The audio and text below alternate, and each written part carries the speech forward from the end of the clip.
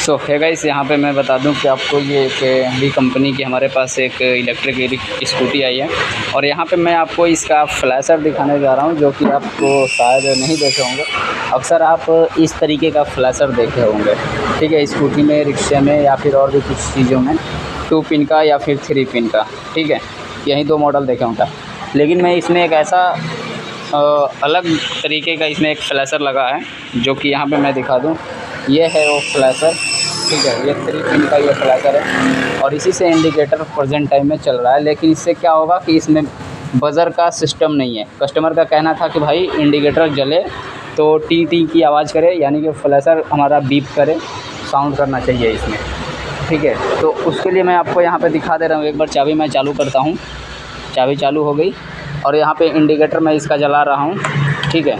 यहाँ पे मार्किंग देख लेना, इंडिकेटर का आ रहा है और इधर देखो, यहाँ पे एक इंडिकेटर की लाइट भी जल रहा है, लेकिन कोई भी साउंड यहाँ पे नहीं आ रहा है। और देखो अभी प्रेजेंट टाइम में क्या है, इंडिकेटर जल रहा है। जैसे मैं इस फ्लैशर को निकालूँगा तो वो इंडिकेटर का बल्ब हमारा बंद हो जाएगा, देखना,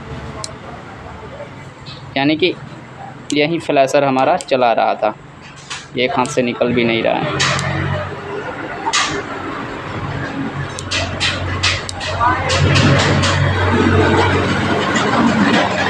निकाल दिया, यहाँ पे इंडिकेटर बंद भी हो गया। ये हमने फ्लैशर निकाल दिया और इंडिकेटर की लाइट भी बंद हो गई।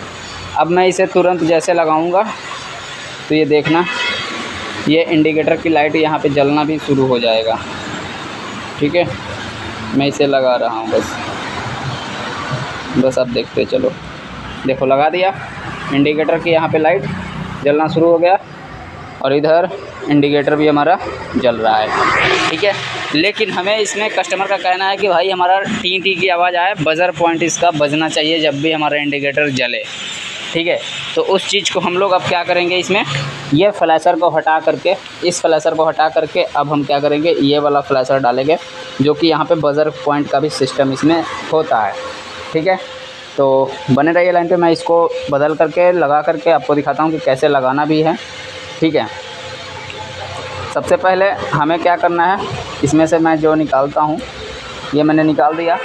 निकालने के बाद सबसे पहले हमें इन 3 तारों में से चेक करना पड़ेगा कि किसमें 12 वोल्ट आ रहा है। एक माइनस का तार होगा, एक हमारा पॉजिटिव होगा जिस पर हमारा 12 वोल्ट डीसी कन्वर्टर से आएगा और दूसरा एक स्विच में जाएगा।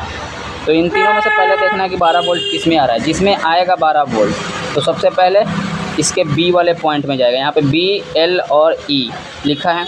ई में काला तार जोड़ना है, बी में हमारा जिसमें 12 वोल्ट आ रहा है उसमें जोड़ना है और एल में जो तार मच जाएगा उसको जोड़ देना है, यानी कि वो स्विच का पॉइंट हमारा होगा। तो वैसे ही जोड़ना है और जोड़ करके मैं आपको इंडिकेटर बज़र पॉइंट के साथ साथ बजा करके दिखाता हूँ।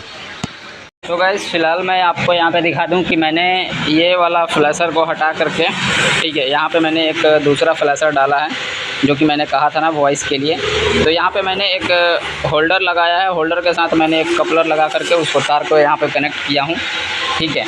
तो जैसा कि मैंने कहा था कि जो उसमें 12 वोल्ट आ रहा होगा उसको बी वाले पॉइंट में जोड़ना है और एक ग्राउंड जोड़ देना है। जो बचा हुआ तार है वो बचे हुए तार में जोड़ देना है, यानी कि स्विच के पॉइंट का वो तार होता है।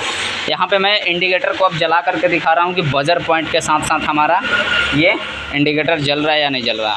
सबसे पहले मैं इधर जला रहा हूँ, यहाँ पे देख सकते हैं ये मार्किंग कर रहा है, यहाँ पे ये आवाज़ भी कर रहा है हमारा, ठीक है, फ्लैशर आवाज़ भी कर रहा है और इधर हमारा इंडिकेटर भी आवाज़ के साथ साथ ये जल रहा है, ठीक है।